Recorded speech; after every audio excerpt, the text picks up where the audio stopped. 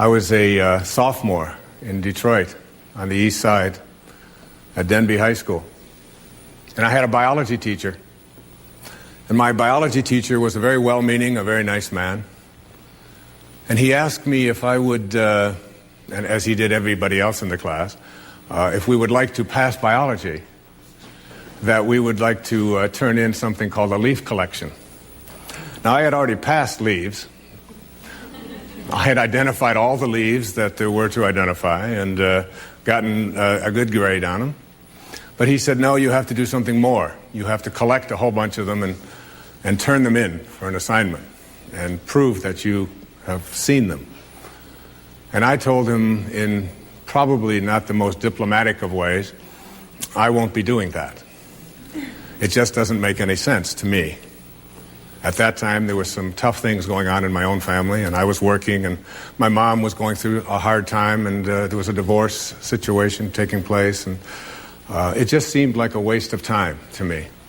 And I've always kind of been one of those people who, and I'm not saying that I encourage this, I'm just saying that I recognize it as a trait that I've lived with my entire life. That doing things that just didn't make sense were something that I always at least questioned. And more than questioned, I took the consequences. I think probably the most famous line out of William Shakespeare is a line that is most quoted because it is that which tells us an enormous truth. To be or not to be. That is the question. And it's a very powerful and important question to ask yourself. Am I going to be? Am I not going to be? But the lines that followed it were even more significant. Whether 'tis nobler in the minds of men to suffer the slings and arrows of outrageous fortune, or to take arms against a sea of troubles and thus by opposing end them. And so you have to always ask yourself that question. I think I was doing that. I didn't quote Shakespeare in those days.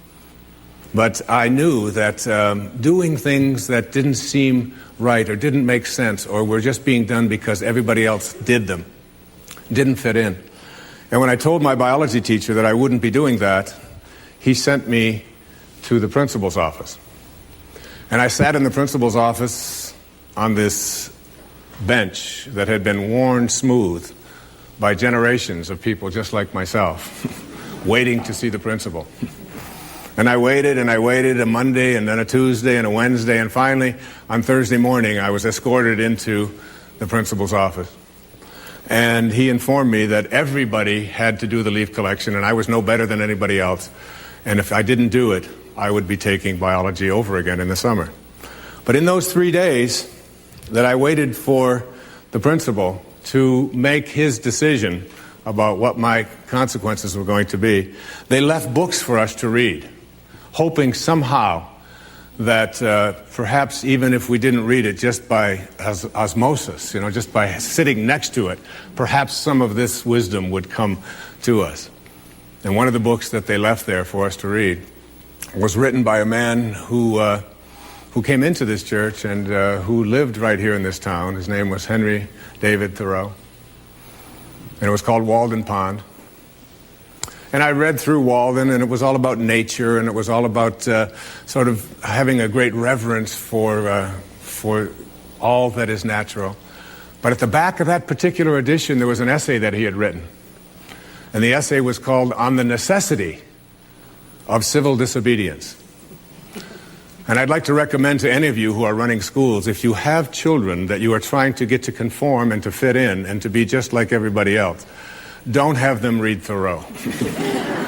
And don't tell them to read Emerson's essay on self-reliance, which also happened to be at the back of this particular edition.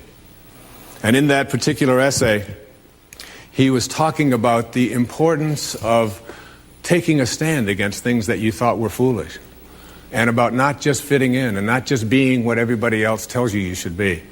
And by the time Thursday got in there and I went into the principal's office, I felt like I was an American philosopher. I felt like I was someone that should be in there being recognized and have books written about, rather than someone being told to write a leaf collection. It just doesn't make sense to make people do things just for the reason of fitting in and being just like everybody else. And that was my introduction to transcendentalism. And Thoreau became someone that I had great admiration for. And Emerson, who was considered to be America's teacher, I had incredible respect for. Thoreau had a wonderful definition of success in that essay. He said, if you advance confidently in the direction of your own dreams and endeavor to live the life which you have imagined, you will meet with a success unexpected in common hours. And it's always been my very favorite definition of success. Advancing confidently, making the decisions that make sense to you, being independent of the good opinion of everyone else out there, trusting in here that this is why I'm here and there's music playing inside of me and I must let that music come out.